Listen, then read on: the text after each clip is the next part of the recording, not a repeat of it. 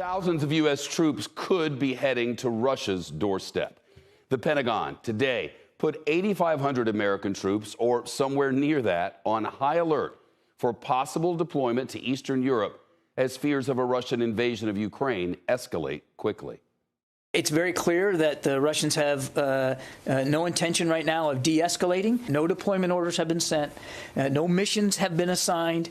This is really about getting folks ready to go in case they're needed. The Biden administration says they want to send a strong message that the U.S. is committed to NATO and to helping our allies defend themselves. It comes as the NATO alliance reinforces its eastern flank, seen here in blue. Ukraine is there in yellow, and Russia in red. Today, President Biden held a video call in the Situation Room with European leaders as they coordinate a response to Russian aggression. The U.S. has sent shipments of lethal aid to Ukraine to bolster its defenses, including ammunition for Ukrainian frontline defenders.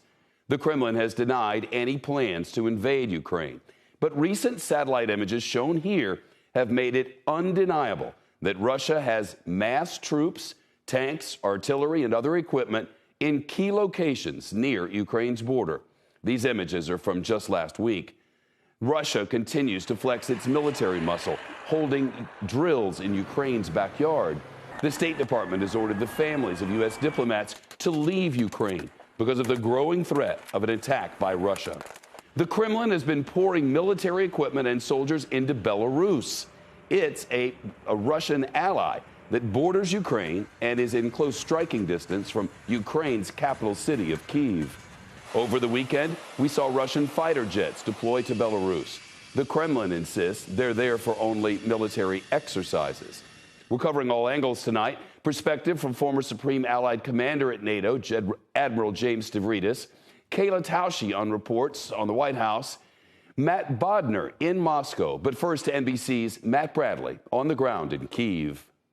Yeah, Shep, well, I got to tell you, from here in Kyiv, the Ukrainian capital, you can barely hear the drums of war. They're a very distant sound, saber rattling. You just don't see it here. People here are relatively calm, but we have seen some signals, mostly foreign governments. Now, we heard that the American embassy is starting to evacuate non-essential staff and family members of staff who've been ordered to leave. And we've heard that the British embassy is starting to do the same thing. Now, the Ukrainian government, who addressed the nation this afternoon, called that excessive and said that this was a bit dramatic. They have advised their citizens to remain calm, but to stay strong in the face of a potential invasion.